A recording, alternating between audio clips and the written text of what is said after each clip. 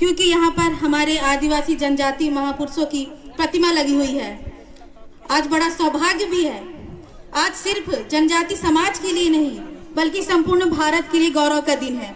और सबसे बड़ा सौभाग्य मेरा है जो आज मुझे आप लोगों के समक्ष अपने जनजाति आदिवासी समाज के महापुरुषों के आत्मगौरव और आत्मसम्मान के कालखंड को आप लोगों के समक्ष प्रदर्शित करने का अवसर मिला है। मैं आप लोगों को बताना चाहूंगी कि हमारे आदिवासी भाई और बहनों का जीवन गौरवमय था। आज जब भारत अपनी स्वतंत्रता के 75 वर्ष पूर्ण कर रहा है, मुझे लगता है यही सही समय है जनजाति महापुरुषों को श्रद्धांजलि देने का, स्वतंत्रता में उनके योगदान और बलिदान को आप लोगों से परिचित कराने का।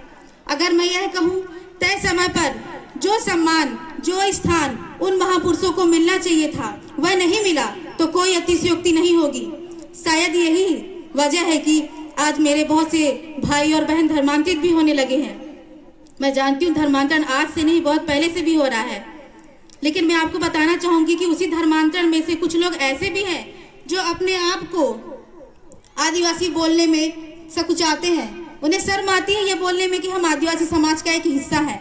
और तो और कुछ लोग ऐसे भी हैं जो उन पर उनकी जाति के हिसाब से उन पर बुद्धि का माप करते हैं, उन पर कटाक्ष करते हैं, निंदा करते हैं। मैं उन सब लोगों से ज्यादा तो कुछ नहीं, लेकिन हाँ इतना जरूर कहती हूँ कि अगर आप लोगों ने कोशिश की होती तो आप लोगों को शायद ये मालूम होता कि आज पूरे विश्व में सबसे बड़ा लिखित और विस्तृत संविधान भारत के पास है। एक ऐसा संविधान जिसमें सबके अधिकारों को संरक्षित किया गया है, चाहे वो महिला हो या पुरुष। आज हम राष्ट्र निर्माण से लेकर राष्ट्र मंच तक का सफर तय कर चुके। हमने भारत के राष्ट्रपति के रूप में महिला सशक्तिकरण की परिचायक एक उत्कृष्ट कार्यकाल के साथ द्रौपदी मुर्मू, महामहिम द्रौपदी मुर्मू जी को प्राप्त किया है। यह गौरव का समय है।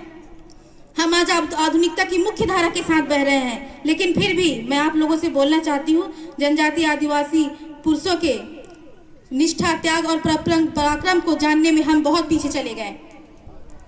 जब भारत में स्वतंत्रता का आंदोलन शुरू भी नहीं हुआ था, उससे पहले भी अगर किसी ने अंग्रेजी हुकूमत के खिलाफ अगर आवाज उठाई थी तो वह हमारे भाइयों और बहनों ने उठाई थी।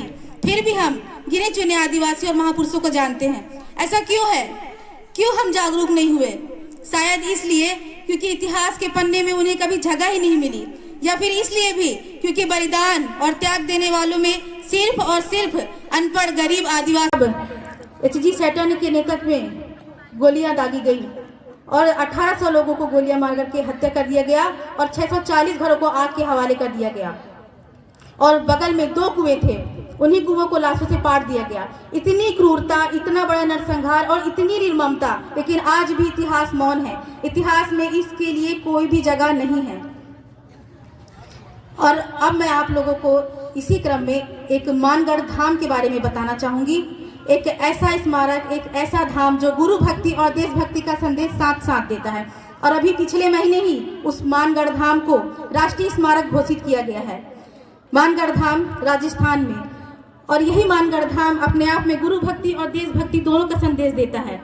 बात 1913 की है। उस समय संत गोविंद गुरु ने एक धर्म सभा बुलाई थी। उस धर्म सभा का मुख्य उद्देश्य था अकाल से पीड़ित किसानों पर जो कर लगाया गया था उसकी मात्रा कम करने को कहा गया था, लेकिन ब्रिटिश को यह बिल्कुल मंजूर नहीं था। उसके संदर्भ में मशीन गन और तोपें दागी गई, गोलियां चलाई गई, 1500 से अधिक भील आदिवासी मारे गए। राजस्थान का जो मानगढ़ धाम है वह आदिवासी बहुल क्षेत्र है जहाँ पे भील आदिवासी निवास करते हैं।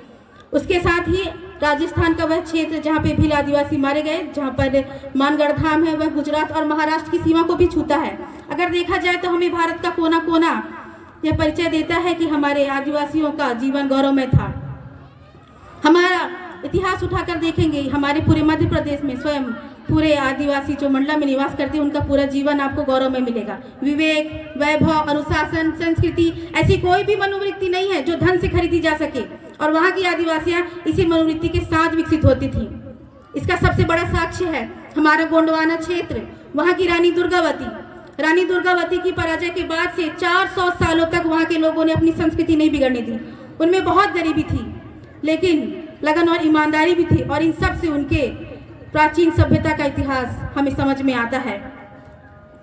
आदिवासी सांस्कृतिक जीवन के कुछ मूल्य ऐसे होते हैं जिनमें वो कभी समझौता नहीं करते, हमेशा वो गौरव के साथ जिए हैं।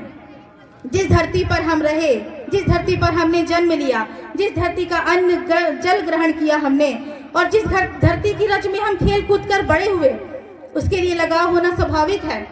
यही लगाव भगवान बिरसा मुंडा के साथ था। तब उस समय जब अंग्रेजों के द्वारा वनों की कटाई होने लगी, कृषि पर अधिकार कर लिया गया, तब उन्होंने यह लड़ाई लड़ी, स्वतंत्रता की लड़ाई।